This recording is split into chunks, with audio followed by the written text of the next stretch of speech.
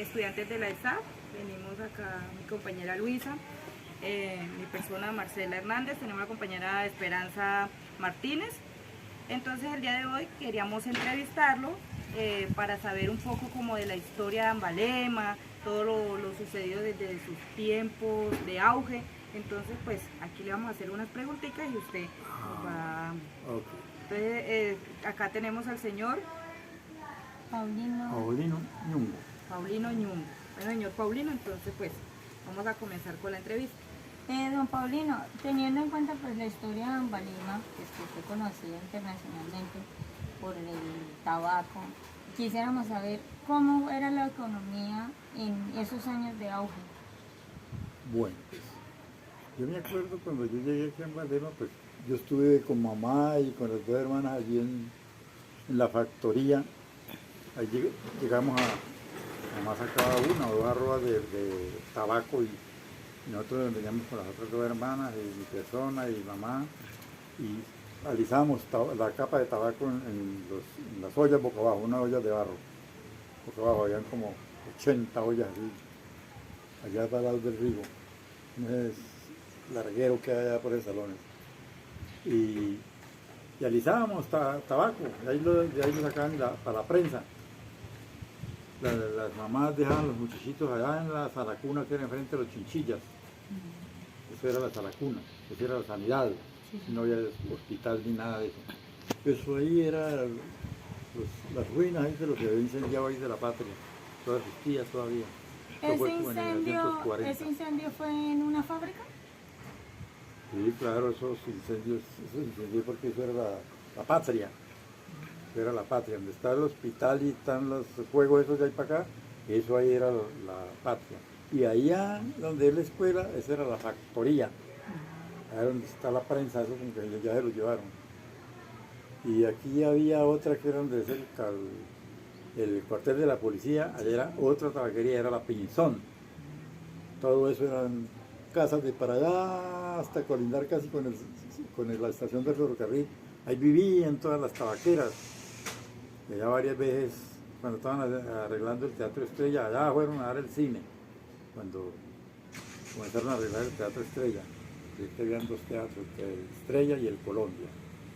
El Colombia era ahí donde la casa de Eduardo Fajardo, y donde O sea, Ambalema contaba con dos teatros. El Estrella, que era don Cibares Díaz, y el Colombia, que era de don Antonio Chinchilla. El señor Chinchilla, el que traía lo de los barcos de acuerdo con... Hay una tradición que no me acuerdo cómo es que se llama, que venía por el río Magdalena con una balsa para lo que eran las fiestas de mitad de año. Sí, es que aquí venían muchos chaparrales. Se llamaban chaparrales porque esos chaparrales los hacían por allá ¿cómo se llama este pueblo? Arriba de Purificación. De Purificación para arriba son muchos balsales que hay por bordo y bordo del Magdalena. Entonces por allá hacían los chaparrales. Y eso le metían 100 y pico de balsos a cada chaparral. Y ahí era donde transportaban el café que iba de aquí, café que bajaban de esa cordillera, lo bajaban a la boca del Totare, lo bajaban en bueyes, porque no hay tiempo que cuento carros, nada de eso. Se manejaban los bueyes. Los bueyes. Entonces los chaparrales los bajaban a la boca del Totare, porque papá fue balsero de eso, y los bajaban a Rancaplumas. Un chaparral de eso podía con 150 sacos de café. Y los llevaban a Rancaplumas. Y allí de Rancaplumas los cogían y los pasaban por el puente Navarro, los bajaban abajo a Perico, y ahí los cogían los barcos del Bajo Magdalena. Ese era el transporte, y así era el tabaco, porque como el Salto no lo subían los barcos, habían barcos del Bajo Magdalena que venían de Barranquilla a Honda, y ahí cogían el tren. Eso hicieron un ferrocarril que pasaba por el lado de Honda y pasaba por el puente Navarro a Cundinamarca, porque el puente de Rancaplumas es en Cundinamarca. Ese era el puerto de los barcos del Alto Magdalena. Entonces de ahí para acá era el Alto Magdalena, esos barcos iban hasta Neiva. Y en Yo- ese tiempo, ¿cómo era la economía en Ambalema? ¿Cómo se vivía esa...? Y figure, todo era tan barato. O sea, era una economía bastante La fuerte, libre de ¿cierto? carne valía 10 centavos, el pan, el pescado también valía 10 centavos, una libre bagre valía 10 centavos. Era igual al precio de la carne. Pero se veía mucho comercio Ah, no. cuando venía. El comercio. Esos trenes llegaban acá y ese era ese gentío vendiendo una cosa, otra comida, pescado y gallina, avena, cerveza, empanadas, pasteles, torcidos. No había persona ¿Qué para comer. era lo que no vendían? En esos trenes, el cruce de trenes acá, Ay, era el cruce de trenes y todo el mundo vendía. Porque mejor dicho, o sea que el auge del comercio era No. bastante fuerte. ahora qué tal el día de la fiesta de Santa Lucía, eso como todo llegaba a ver en el tren y en los chaparrales, en las balsas, todo llegaba a ver ahí. Había un barco que era de turismo que era el San Jorge y ese traía pasajeros desde Guataquí, Girardot, Neiva, todos los puertos que había por ahí.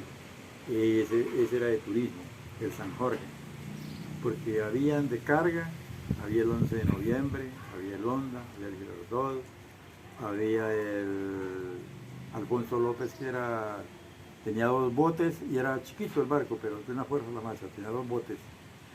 Y yo lo que fue el Santa Rusia, ni no lo conocí, ni el Nardo, esos se hundieron allá arriba en San Francisco, se hundió uno, y arriba en Malabrigo, frente a la Boca de Opia, se hundió el otro. Y allí en el Salto de Colombaima se hundió otro. Ya eso lo sacaron.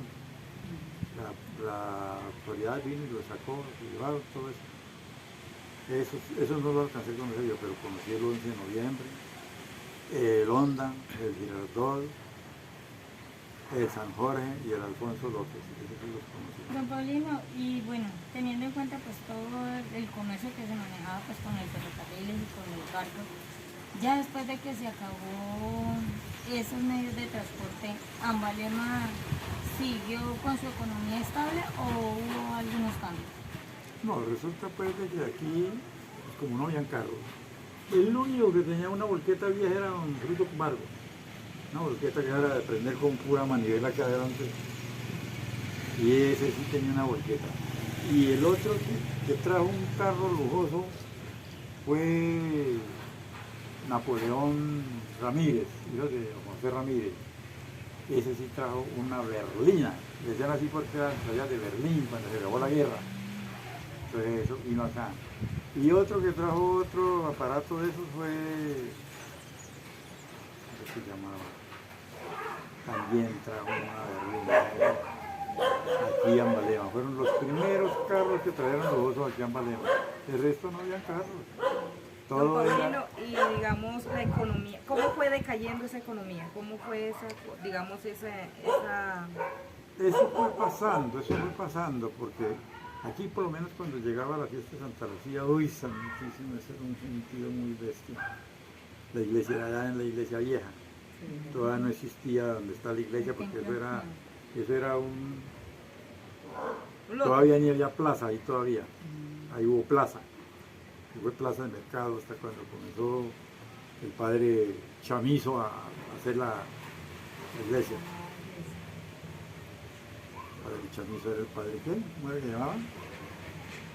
Y el que se andaba como una vara dándole vuelta a las viejas. Dicen que lo entregaron vivo. ¿Y qué personajes de pronto, bueno, aparte del padre Chamizo, qué otros personajes habían de pronto representativos acá en este municipio?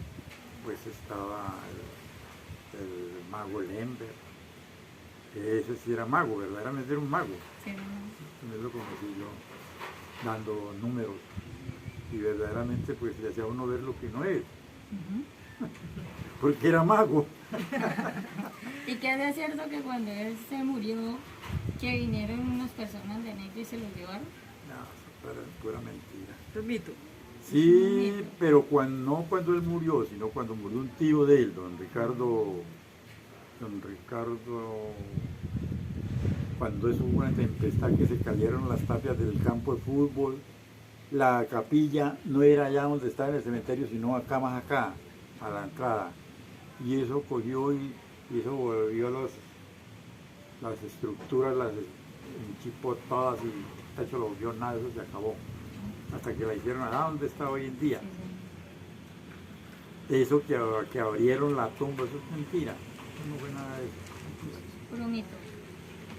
Él sí, era un mago de verdad, porque él hacía un número y tenía una jarra ahí y un platón. Terminaba un número y sacaba la jarra y echaba agua en el platón. Y así volvía hacia otro número. Él hacía ver que encerraba una vieja en una caja y le tiraba serrucho y la pasaba, pero cuando venía la caja estaba desocupada. Ya la está por en otro lado, pero ninguno la veía. Y a lo último él cogía esa jarra y eche agua, y eche agua. Entonces ya cogía ¿quién tiene un huevo? No, entonces se quitaba el gorro grande que tenía y se iba para donde estaba la gente sentada en las bancas y comenzaba y le metía la mano por acá y le sacaba huevos. Entonces comenzaba y los golpeaba y echaba esos huevos a la gorra. Sí. Y cogía con la varita mágica y se iba.